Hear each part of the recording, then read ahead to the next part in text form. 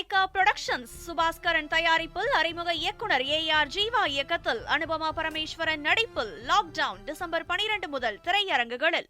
Tambaram sanatorium ரயில் நிலையம் அருகே செயல்பட்டு வரும் டாஸ்மாகில் 2 நபர்களை இருவேறு கும்பல் பொதுமக்கள் முன்னிலையில் வெட்டிவிட்டு தப்பியோடிய சம்பவம் பெரும் பரபரப்பை ஏற்படுத்தியுள்ளது.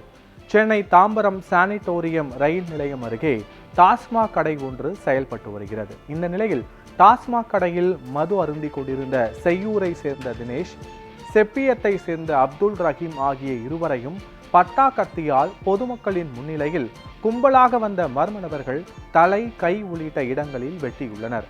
தகவல் அறிந்து சம்பவ இடத்திற்கு வந்த தாம்பரம் காவல்துறையினர் இரத்த வெள்ளத்தில் படுகாயமடைந்து கிடந்த இருவரையும் மீட்டு அரசு மருத்துவமனைக்கு அனுப்பி வைத்தனர். முதற்கட்ட விசாரணையில் செய்யூரை சேர்ந்த தினேஷ் கடந்த செவ்வாய்க்கிழமை இறுதி ஊர்வலத்தில் ஏற்பட்ட தகராறு காரணமாக ஊரை விட்டு வந்து திருமுடிவாக்கம் பகுதியில் தங்கி கடந்த 3 நாட்களாக தங்கி டிரைவராக பணிபுரிந்துள்ளார். தினேஷை பின்தொடர்ந்து வந்த கும்பல் முன்விரோதத்தில் வெட்டியதாகவும், செம்பியத்தை சேர்ந்த அப்துல் ரஹீம் மீது ஏற்கனவே 3 வழக்குகள் உள்ள நிலையில் மர்ம கும்பல் வெட்டியதாகவும், இதில் 2 பெண்கள் உட்பட 6 நபர்கள் ஈடுபட்டதாக போலீசார் தெரிவித்தனர்.